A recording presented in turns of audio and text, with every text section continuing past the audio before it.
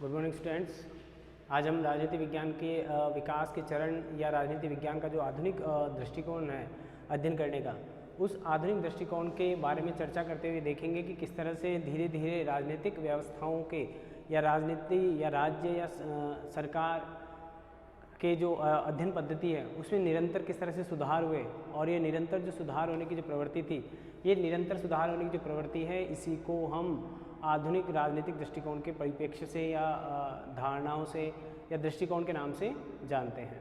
तो जैसा कि हमने पहले भी एक बार चर्चा कर चुके हैं कि ये जो दृष्टिकोण है, इस दृष्टिकोण के अंतर्गत इसका उदय कहाँ हो रहा है। अगर हम इसकी बात करें, समकालीन या आधुनिक दृष्टिकोण का जो उदय हुआ वो हुआ सेकेंड वर्ल्ड वॉर के बाद। लेकिन क्या ये वास्तविक रूप से प्रारंभ हो रहा है या इसको ही हम वास्तविक रूप से इसका प्रारंभ मान सकते हैं? बिल्कुल नहीं है। देखिए, औद्योगिक क्रांति के फलस्वरूप औद्योगिक क्रांति जो हुई लगभग 18वीं से 19वीं शताब्दी के बीच, या वो अपने चरम पर पहुंची। अब वहाँ पर जब वो उस चरम पर पहुंची है तो उस चरम के कारण एक ऐसा वर्ग तैयार हो रहा है जिसको हमने नाम दे दिया मध्यम वर्ग का। एक ऐसा वर्ग तैयार हुआ जो कि वेतन पाता है, शिक्षा प्राप्त कर रहा है, राजतंत्र के अलावा संगठित हो रहा है, जिसका जो रहन सहन है वो ग्रामीण परिवेश की तुलना में थोड़ा सा अलग है। ठीक है,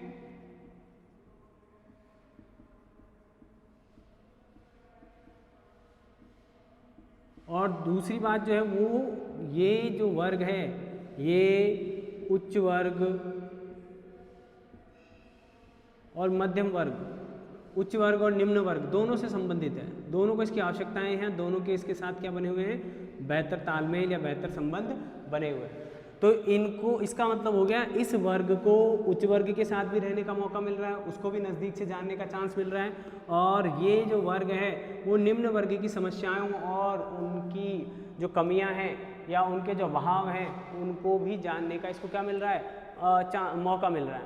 एक सामंजस्य बैठाने का, उनके दोनों के संबंधों का अध्ययन करने का मध्यम वर्ग को क्या मिला? मौका मिल रहा है। तो इस मौके को भुनाते हुए इसने देखा कि ये उच्च वर्ग की तुलना में कम साधन संपन्न है, लेकिन निम्न वर्ग की तुलना में ज़्यादा साधन संपन्न है। इसकी आवश्यकता है कि मैं या मेरे साथ जो व्यवहार किया जाता है वो एक संतुलित उचित माहौल में मेरे साथ संबंध स्थापित किए जाएं, मेरे साथ सम्मानपूर्वक व्यवहार किया जाना चाहिए। जैसे ही ये भावना जन्म लेती है, वैसे ही इस भावना के जन्म लेने के साथ ही इनकी मानसिकता में परिवर्तन आता है, और मानसिकता में परिवर्तन आने के कारण इन लोगों में अधिकारों के प्रति जागरूकता आती है, सम्मान के प्रति जागरूकता आती है, बराबरी या समानता के प्रति इनके विचारों में परिवर्तन आने लगते हैं। और जब इस मध्यम वर्ग का अध्ययन किया जाता है या इस मध्यम वर्ग का अध्ययन करने के लिए जो दृष्टिकोण डेवलप हो रहा है या जो राजनीतिक दृष्टिकोण इनके साथ तारतम्य बैठाने का प्रयास कर रहा है, उसे ही हमने किसका नाम दे दिया? आधुनिक राजनीतिक दृष्टिकोण का नाम दिया। इसमें हालांकि नए नए तत्व भी जुड़े, जैसा कि हमने अर्थ परिभाषाओं में देखा। इसमें कुछ नई परिभाषाएं, नए टेक्निक्स, नई वैज्ञानिकता का समावेश भी किया गया, इसीलिए इसको क्या नाम दे दिया गया? आधुनिक नाम दे दिया गया। समकालीन इसलिए इसको कहा गया क्योंकि जो फर्स्ट वर्ल्ड वॉर था और सेकेंड वर्ल्ड वॉर था, उसके बाद देखिए विचारधाराओं में या राजनीतिक व्यवस्थाओं में परिवर्तन आ रहे हैं। पहली बार ऐसा हुआ जब राजतंत्र का विकल्प उपलब्ध हो रहा है, या राजतंत्रात्मक सत्ता को हटाकर साम्यवादी सरकार की पहली बार विश्व में स्थापना हुई फर्स्ट वर्ल्ड वॉर के बाद दौरान लगभग। तो साम्यवाद की स्थापना हुई। साम्यवाद एक विकल्प उत्पन्न होकर आया। साम्यवाद ने क्या किया? एक विकल्प दिया, राजतंत्र के विकल्प के रूप में साम्यवाद प्रस्तुत हुआ। उसी समय नाजीवाद भी, उसके बाद नाजीवाद ने अपना विभत्स रूप दिखाया, भयानक रूप दिखाया। तो लोगों का इन दोनों से मोह भंग भी हो गया, यानी इन लोगों ने इसे विकल्प के तौर पर रखा था, लेकिन ये साम्यवाद और ये नाजीवाद जो है वो जो नागरिक हैं या मानव हैं या एक इम्पोर्टेंट पार्ट है राजनीति के, उन पर या उनके अपेक्षाओं पर खरा नहीं उतर पा रहा है। परिवर्तन हो रहे हैं, देखो यहाँ से परिवर्तन यहाँ तक आ रहा है, यहाँ से परिवर्तन इस तरह से आ रहा है, तो परिवर्तन तो प्रारंभ हो रहा है। इसमें किसका योगदान है? ये जो मध्यम वर्ग है, इस मध्यम वर्ग के द्वारा जो जागरूकता हो रही है, या इस मध्यम वर्ग को जो सुविधाएं प्राप्त हो रही हैं, और सुविधाओं के प्राप्त होने के बाद इनको धीरे धीरे उन अधिकारों का महत्व समझ में आ रहा है, या राजतंत्र की कमियों पर इनका ध्यान जा रहा है। यानी राजतंत्रात्मक व्यवस्थाओं के खोखलेपन को इन्होंने नज़दीक से देखा, और उसके आधार पर इन्होंने सोचा कि राजनीति में इस प्रकार से परिवर्तन किया जाना चाहिए कि वह एक बड़े वर्ग का प्रतिनिधित्व करे। अगर हम यहाँ पर बात करें तो राजतंत्र क्या है? एक सीमित शासक वर्ग के अधीन कार्य करने वाली राजनीतिक प्रणाली है। तो इन्होंने सोचा कि हमें ऐसे वर्ग या ऐसी राजनीतिक व्यवस्था स्थापित करनी चाहिए जो कि इस मध्यम वर्ग का या जो बड़ा वर्ग है उस बड़े वर्ग का प्रतिनिधित्व कर सके। तो इसके लिए इसमें परिवर्तन आ रहे हैं। तो धीरे धीरे परिवर्तन आए और यहाँ पर व्यवहारवाद का जन्म हुआ 1945 से लगभग 1970 तक। इसके बाद अगला चरण आया, फिर उत्तर व्यवहारवाद आया। उत्तर व्यवहारवाद 1970 से वर्तमान समय तक लगभग काम कर रहा है, ठीक है। तो धीरे धीरे ये जो व्यवस्था यहाँ से शुरू हो रही है, सेकेंड वर्ल्ड वॉर के बाद से ये जो क्रांति उससे पहले, उसके बाद एक वर्ग पैदा हुआ, या उसके आधार पर हम कह सकते हैं कि अंतर्राष्ट्रीय स्तर पर राजनीतिक व्यवस्थाओं में परिवर्तन आना प्रारंभ हुआ। और उस परिवर्तन को का अध्ययन करने के लिए जिन पद्धतियों का या जिन व्यवस्थाओं का विकास हुआ, उन व्यवस्थाओं और पद्धतियों को ही हम आधुनिक राजनीति विज्ञान दृष्टिकोण के अंतर्गत पढ़ते हैं। तो वहाँ से चलते चलते हमको धीरे धीरे ये विश्वास हुआ कि नहीं, जिस तरह से एक व्यवस्था बहुत बड़ा परिवार हो जाता है, तो उस बड़े परिवार को व्यवस्थित रूप से चलाने के लिए कई बार उसका डिवाइडेशन भी हो जाता है, सेपरेशन हो जाते हैं। तो इसी तरह सेपरेशन क्या है? एक नया विचार है। आप जॉइंट फैमिलियों की बात करेंगे तो इसका मतलब आप परंपरागत क्षेत्र में चले गए, लेकिन आप न्यूक्लियर फैमिलीज की बात करेंगे तो इसका मतलब आपने उस संयुक्त परिवार के विकल्प के तौर पर एक नया विचार दिया, एकल परिवार। तो एकल परिवार आधुनिक समय में, लेकिन समय की मांग भी है, ये भी ध्यान रखें आप। एक जॉइंट फैमिली को चलाना बहुत मुश्किल होता है, उसमें सामंजस्य बैठाना बेहद कठिन कार्य होता है। तो उस कठिन काम को ईजी करने के लिए उसका क्या कर दिया जाता है? डिवाइडेशन कर दिया। तो ये डिवाइडेशन जो शब्द आया वो एक न्यू कंसेप्ट है। इसी तरह यहाँ पर भी उस परंपरागत राजनीति विज्ञान के क्षेत्र के अंतर्गत जो अध्ययन किया जाता है या स्टडी की जाती है, उसको नए तरीके से देखना या नए तकनीक के आधार पर देखना या उसमें कुछ वैज्ञानिकता का समावेश करना ही क्या कहलाएगा? आधुनिक राजनीतिक दृष्टिकोण। आगे चलते हैं। तो ये मैंने आपको बताया कहाँ से चलेंगे हम? व्यवहार औद्योगिक क्रांति से के प्रभाव को लेते हुए मध्यम वर्ग का उदय करते हुए सेकेंड वर्ल्ड वॉर तक ये न्यूट्रल अवस्था में एक तरीके से, उसके बाद इनकी मांग बहुत ज़्यादा बढ़ गई। और तो हमने पहले बात की है, ये मध्यम वर्ग ही। अब देखो यहाँ पर उदाहरण देखिए आप, भारत के निम्न वर्ग को तो कोई मतलब ही नहीं था कि भारत आज़ाद हो या नहीं हो। एक एग्जाम्पल और देखिए, आज़ादी की अलख कौन जगा रहा है? ये मध्यम वर्ग। भारत को परिप्रेक्ष्य से देखें अगर, तो स्वतंत्रता प्राप्ति के लिए प्रयास किसने प्रारंभ किए? भारत के परिप्रेक्ष्य से ही देखें तो भारत की स्वतंत्रता प्राप्ति के लिए जो प्रयास किए गए वो किसने किए? इस मध्यम वर्ग ने, ठीक है ना। राजतंत्र को कोई मतलब ही नहीं था, और अगर उनको मतलब भी था तो वो तो अपनी पुरानी जो सत्ता थी, सत्ता पाना चाहते थे। राजतंत्र तो क्या पाना चाहता था? सत्ता पाना चाहता था। और जो निम्न वर्ग था उसमें इतनी क्षमता नहीं थी। निम्न वर्ग में क्या नहीं थी? क्षमता भी नहीं थी और जागरूकता भी नहीं थी। क्षमता और जागरूकता दोनों ही नहीं है, इसलिए वो प्रयास नहीं कर सकता। अब शेष कौन बच गया? ये मध्यम वर्ग। तो इस मध्यम वर्ग ने जब भारत की आज़ादी के लिए प्रयास करना प्रारंभ किया तो आप समझ सकते हैं कि अंतर्राष्ट्रीय स्तर पर भी राजनीति में आमूलचूल परिवर्तन लाने की आवश्यकता इस मध्यम वर्ग की आवश्यकताओं को पूरा करने के लिए ही आ रही है, या इस मध्यम वर्ग की भूमिका का अध्ययन करने के लिए ही, या उसको प्रासंगिक बनाने के लिए, उसे किसे? राजनीति विज्ञान को प्रासंगिक बनाने के लिए इस मध्यम वर्ग की आवश्यकताओं को ध्यान देना या मध्यम वर्ग पर अध्ययन किया जाना क्या हो गया, आवश्यक हो गया। इसलिए हम कहते हैं कि आधुनिक परिप्रेक्ष्य का जन्म मध्यम वर्ग के उदय के साथ ही माना जा सकता है। बाद में इसको डेवलप कर रहे हैं, लेकिन पहले इस तरह की बात करें। आगे चलते हैं, हम देखें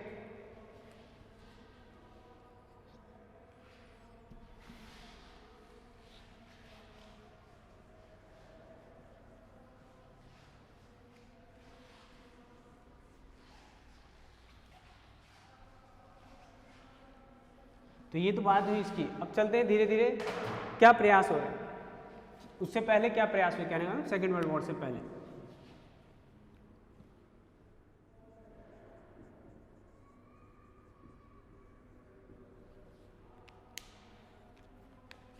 चार्ल्स मेरियम,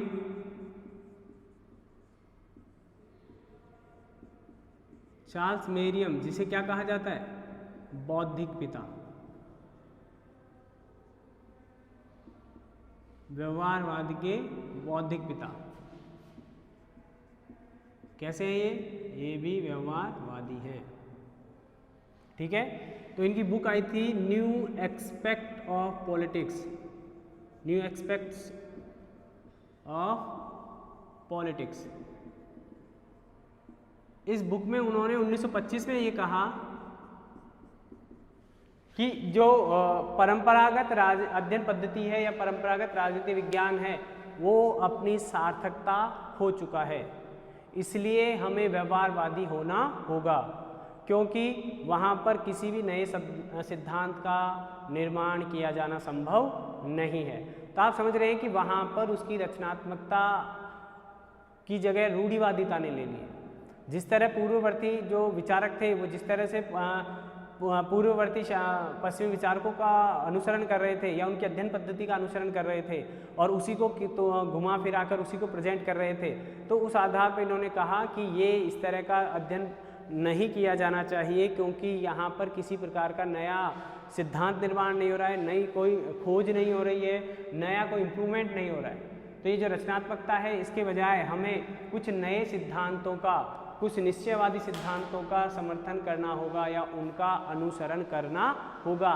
पहले व्यक्ति हैं या पहली बार वो व्यक्ति जिसने परंपरागत राजनीति विज्ञान के क्षेत्र की आलोचना परंपरागत राजनीति विज्ञान के दृष्टिकोण की आलोचना करते हुए उसे नए व्यवहारवादी दृष्टिकोण की ओर ले जाने का प्रयास किया था। तो इसको देखें आप आगे। और इसके अलावा जब हम देखते हैं क्या कहा इन्होंने कि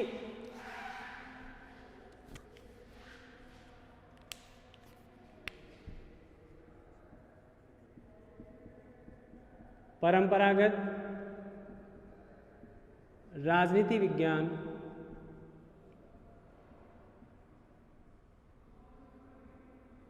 दृष्टिकोण अपनी सार्थकता खो चुका है।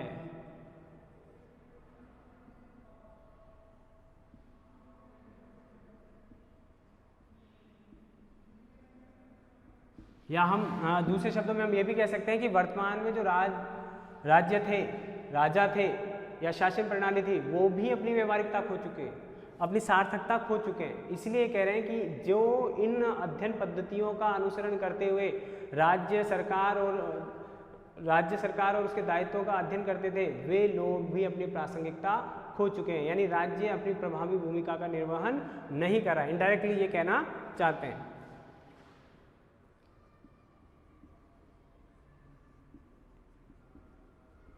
इसके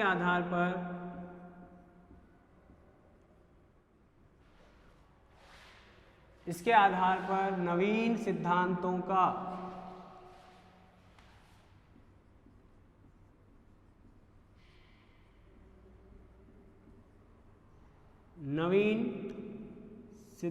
का निर्माण नहीं किया जा सकता।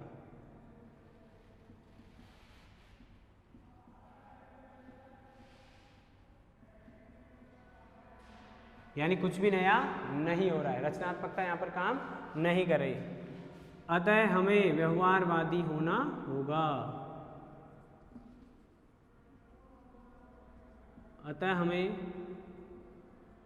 व्यवहारवादी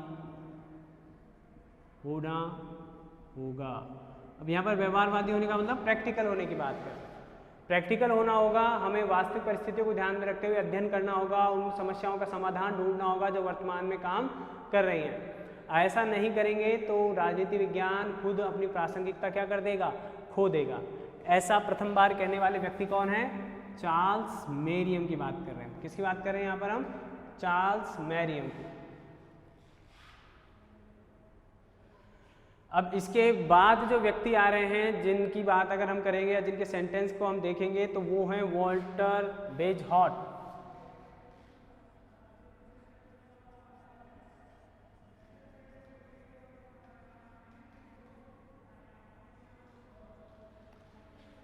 वॉल्टर वेजहॉट की पुस्तक का नाम है इंग्लिश कॉन्स्टिट्यूशन। क्या नाम है उस पुस्तक का? इंग्लिश कॉन्स्टिट्यूशन, जो कि 1867 में आई थी। देखें आप इसमें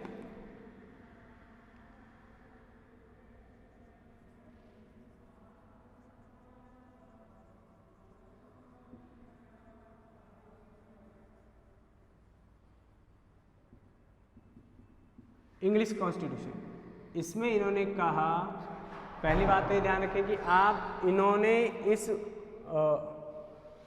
पुस्तक में इन्होंने जो है वो अमेरिका और ब्रिटेन के संविधानों का अध्ययन करते हुए उसकी कमियों और उनके आवश्यक तत्वों का अध्ययन करते हुए कहा कि ब्रिटेन में सिर्फ लॉर्ड, सीनेट, इनका ही अध्ययन किया जा रहा है, क्राउन का अध्ययन किया जा रहा है, बस उसके अलावा कोई अध्ययन नहीं किया जा रहा। तो इन्होंने वहाँ पर ये कमी निकालते हुए कहा कि इस प्रकार का अध्ययन मात्र ही राजनीति विज्ञान का अध्ययन नहीं कहलाएगा।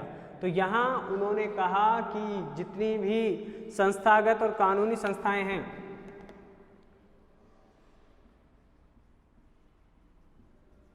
औपचारिक व कानूनी संस्थाएं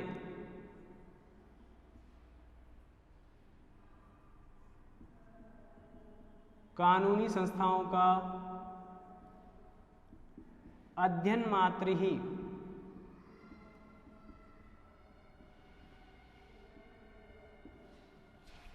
राजनीति विज्ञान का अध्ययन नहीं है।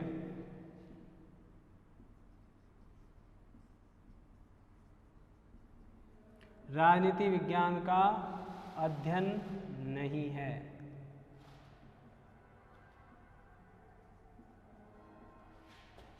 अतः इन्होंने मध्यम वर्ग का समर्थन किया। मध्यम वर्ग का समर्थन किया। ठीक है, यहाँ पर मध्यम वर्ग का उदय हो रहा है और ये बात कब की है? 1867 की। ठीक है, आप देखिए कि यहाँ पर जो व्यक्ति है वो ये कह रहा है कि जो मध्यम वर्ग है उसका भी अध्ययन किया जाना चाहिए। यानी सत्ता के सर्वोच्च पद पर बैठे हुए सम्राट होता था, वहाँ क्राउन की बात कर रहे हैं।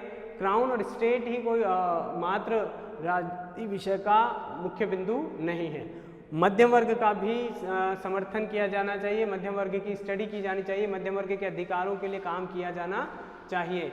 मध्यम वर्ग का जो दृष्टिकोण है उसे भी राजनीति विज्ञान के अंतर्गत रखा जाना चाहिए, ऐसा कह रहे हैं मिस्टर वॉल्टर वेजहॉट। वहीं दूसरी बात अगर हम करें वुड्रो विल्सन की, तो वुड्रो विल्सन कहते हैं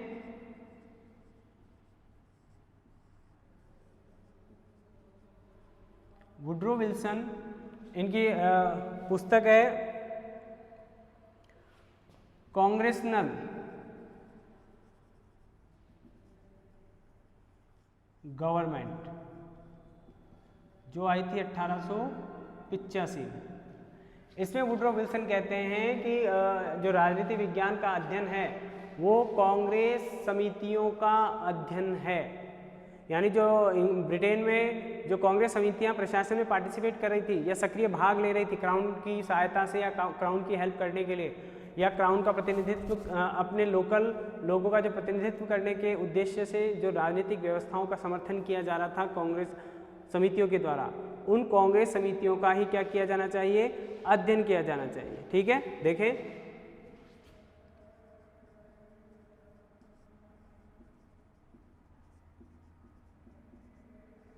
इनके अनुसार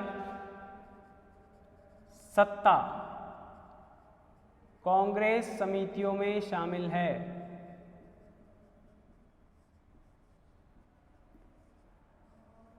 समितियों से ही है, ऐसा कह सकते हैं दूसरे शब्दों में।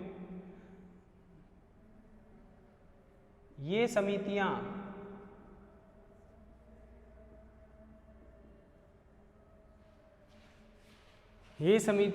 दबाव में हैं। सामाजिक दबाव कहते तो और भी सही रह जाएगा, क्योंकि समाज से सीधा कनेक्शन किसका है? इन समितियों का है। तो ये जो समितियां हैं ये रियल में वहाँ के नागरिकों या मनुष्यों की भावनाओं या इच्छाओं का प्रतिनिधित्व करती हैं, और इन पर दबाव है कि ये व्यवस्थाओं में परिवर्तन लेकर आएं या व्यवस्थाओं में परिवर्तन का समर्थन करें। दूसरे शब्दों में अगर हम कहें तो इन पर जो लोग दबाव डाल रहे हैं, इसका मतलब वे भी कहीं ना कहीं संगठित हैं, उनमें भी व्यवस्थाओं में परिवर्तन लाने की इच्छा जागृत हो रही है। और वहाँ कौन है? जैसे हम कहें ये जो दबाव डाला जा रहा है, देखो राजनीति विज्ञान मुख्यतः जागरूकता का विषय है। आप कितने सजग हैं अपने अधिकारों के प्रति, अपने कर्तव्यों के प्रति, अपने दायित्वों के प्रति, अपने जो परिस्थितियां हैं उन परिस्थितियों के बदलने के प्रति कितने आप समर्पित हैं। तो इसका मतलब ये जो दबाव डाला जा रहा है, ये दबाव इनडायरेक्टली किसका है? राजनीतिक दलों का।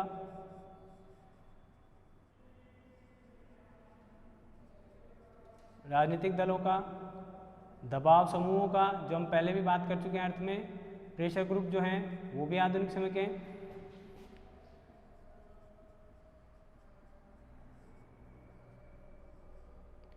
सामाजिक संगठनों का,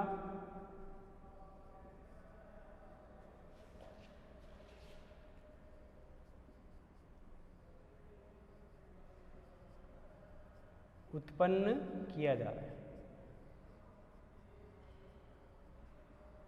आप खुद भी देखते होंगे कि कई बार सामाजिक संगठन जो हैं वो जिस प्रकार का कार्य करते हैं, जिस प्रकार की एकता दिखाते हैं, और उस एकता के फलस्वरूप जब राजनीतिक व्यवस्थाओं पर दबाव डालते हैं तो उस राजनीतिक व्यवस्था को वहाँ परिवर्तन करना पड़ता है। ठीक है, तो वहाँ वो जो परिवर्तन है वो आपके राजनीतिक अधिकारों के प्रति जो आपकी जागरूकता है या उनके महत्व को जब आप समझते हैं, उसके आधार पर जब आप यूनाइटेड होकर जब उस बात का विरोध कर रहे हैं, तो इसका मतलब आप उस व्यवस्था में परिवर्तन लाना चाहते हैं, यानी आप उस व्यवस्था से वर्तमान में संतुष्ट नहीं हैं। और ये जो असंतुष्टि है, उस असंतुष्टि को ही ये क्या कह रहे हैं? दबाव का नाम दे रहे हैं। वो असंतुष्टि किस पर दबाव डाल रही है? समितियों पर। और समितियां किसके साथ पार्टिसिपेट करती हैं? ब्रिटिश सरकार के साथ, सत्ता के साथ। क्राउन जो लॉर्ड सभा है उनके साथ डायरेक्टली इसका कनेक्शन होता है। ठीक है, और उस डायरेक्टली कनेक्शन के साथ ही ये वहाँ जनता के प्रतिनिधित्व को ठीक से रख सकेंगी, ऐसा मानते हुए इन पर ये दबाव डाला जाता है। यानी अब इनका भी अध्ययन किया जाना चाहिए, नागरिकों का भी अध्ययन किया जाना चाहिए। हम क्या कह रहे हैं? पहले तो इन औपचारिक कानूनी संस्थाओं को क्या करें? इनका भी अध्ययन करें। हम देखो, मैंने आपको पहले ही बताया है कि आधुनिक होने का मतलब ये नहीं है कि आप पूरी जो चीज़ वर्तमान में भी उपयोगी है, प्रासंगिक है, उसको भी हटा दें। आमूलचूल परिवर्तन की बात नहीं हो रही है। तो यहाँ पर ये कह रहे हैं कि औपचारिक और कानूनी संस्थाओं का तो अध्ययन करें ही, साथ में मध्यम वर्ग के लोगों का भी क्या किया जाए? अध्ययन किया जाना चाहिए, या उनको भी राजनीति विज्ञान में शामिल करना चाहिए, या उनके आधार पर राजनीति विज्ञान में परिवर्तन किए जाने चाहिए। दूसरी बात वुड्रो विल्सन कह रहे हैं। वुड्रो विल्सन क्या कह रहे हैं कि राजनीतिक दलों, दबाव समूहों और अन्य जितने भी संगठित स्वरूप हैं, उन सभी संगठित स्वरूपों का भी अध्ययन राजनीति विज्ञान के अंतर्गत किया जाना चाहिए, तभी हम राजनीति विज्ञान को आधुनिक विज्ञान के अंतर्गत रख पाएंगे। आगे देखें, आगे देखिए, तो ये धीरे धीरे क्या आ रहा है? राजनीतिक विचारकों की मानसिकता में, मेंटलिटी में भी चेंज आ रहा है, और उस चेंज के फलस्वरूप क्या हो रहा है? राजनीतिक विचारों में भी परिवर्तन आ रहा है।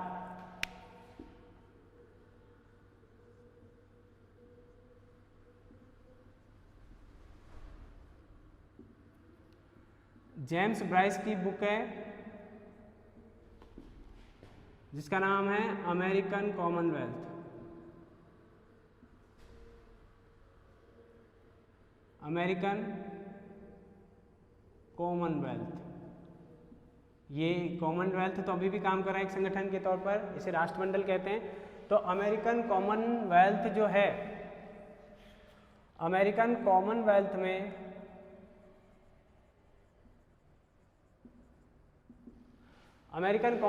में क्या कहा गया है कि सिर्फ विधिक और राजनीतिक संस्थाओं का अध्ययन ही नहीं किया जाना चाहिए। राज्य की शक्ति के अंतर्गत वो जो राज्य है वो केवल एक संस्थागत ढांचा है। जिस तरह आपके शरीर में आत्मा है, साइंस तो कहता नहीं है, और दूसरा आपकी बॉडी है। अगर आपकी शरीर में आत्मा नहीं होगी तो आपकी बॉडी कितनी अच्छी हो, कोई कमी नहीं हो उसमें, लेकिन वो क्या काम कर पाएगी क्या? और क्या बिना आत्मा के किसी बॉडी का उपयोग है? नहीं है। तो लेकिन क्या बिना बॉडी के भी कोई आत्मा सर्वाइव कर सकती है क्या? भटकते रहोगे आप प्रेत आत्माओं की तरह, ऐसा भी नहीं होना चाहिए। बॉडी भी उतनी आवश्यक है जितनी की आत्मा, और आत्मा जितनी आवश्यक है उतना ही शरीर का भी महत्व है। तो यहाँ पर जो भी राज्य रूपी संस्था की बात कर रहे हैं यहाँ पर, वहाँ पर ये कह रहे हैं कि जो राज्य है ये सिर्फ एक संस्थागत ढांचा मात्र है, इसका कोई अन्य महत्वपूर्ण योगदान नहीं है। ठीक है, उस योगदान को अगर हम देखें बढ़ाने के लिए, तो आप उसकी प्रजा का अध्ययन कीजिए, जनता का या मानवों का। संस्थागत और औपचारिक अध्ययन को तो इन्होंने निरर्थक ही मान लिया है।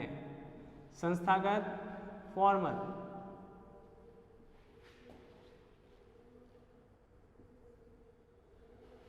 अध्ययन को ब्राइस के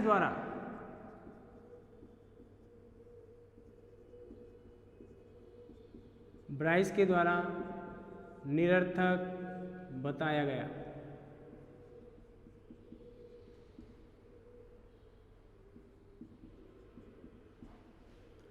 इन्होंने जो है कि राज्य को एक संस्थागत ढांचा मात्र बताया। इन्होंने राज्य को, मैंने भी आपको बताया कि सिर्फ उस ढांचे की कोई महत्ता नहीं है, संस्थागत ढांचा बता रहे हैं, यानी शरीर की तरह।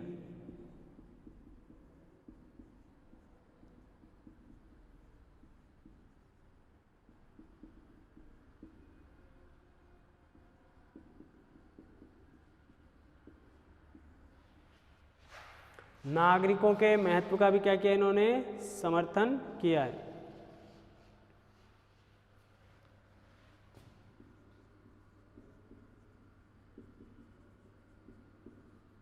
प्रभावित करने वाले तत्वों का